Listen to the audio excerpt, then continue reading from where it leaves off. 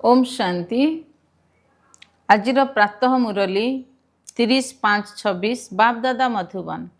बाबा कहते मिठे बच्चे निजर सबुकिछि ईश्वरीय सेवार सफल करी भविष्यत पई श्रेष्ठ भाग्य जमा कर दियो, कहीं मृत्यु मुंड उपरे छिड़ा होइछि। प्रश्न, ज्ञान शुणुले पिलामानक भितर तार धारणा कहीं हो नाई।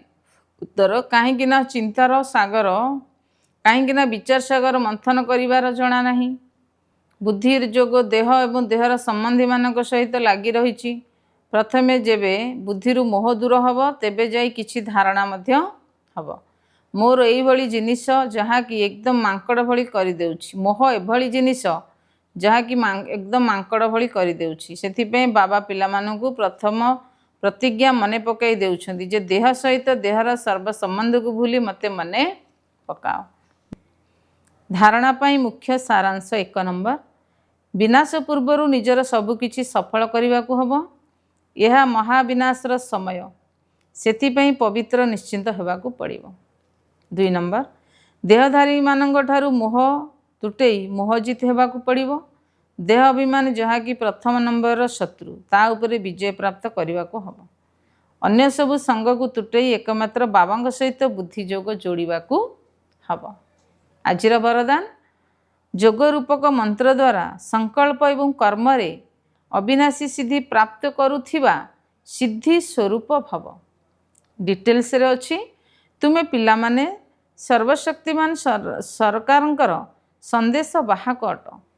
सेथिपई कहा सहित तर्क वितर्क करी निजर मन को हलचल कर नहीं। जोग रूपी मंत्र को काम रे लगाओ। जेपरि कहीं जदि बाणी द्वारा बा अन्य कोनोसी उपाय द्वारा आयत को आसंती नहीं, तेबे तांको पई मंत्र जंत्रर प्रयोग करिथांती। किंतु तुम पाखरे तो आत्मिक दृष्टिर नेत्र एवं मनमना भावर मंत्र अछि, जहा द्वारा तुमे माने निजर संकल्प उपरे सिद्धि प्राप्त करी सिद्धि स्वरूप होई पारिबो। एक्शन कॉन्शियस अर्थात कर्म अभिमानी हेबा परिवर्ते आत्म अभिमानी हुओ। अव्यक्त इशारा, सर्वदा अचल अटल एवं एकर स्थितिर अनुभव कर। एकर शब्दर अर्थ यह नुहे जे पुरुषार्थर बेग सर्वदा एकाभली हो रही। एकरसर अर्थ है सर्वदा उड़ीबा कलार उड़ती कलार अनुभूति होइथिबो। सर्व संबंधर अविनाशी तार जनक सहित लगी रही।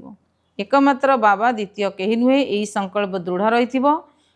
कौनसी गोटे संबंध मध्य कम नथिबो। सर्व संबंधर डोर जदि जनक सहित बांधी हुई रही तेबे एकरस स्थिति आपे आपे रहिबो।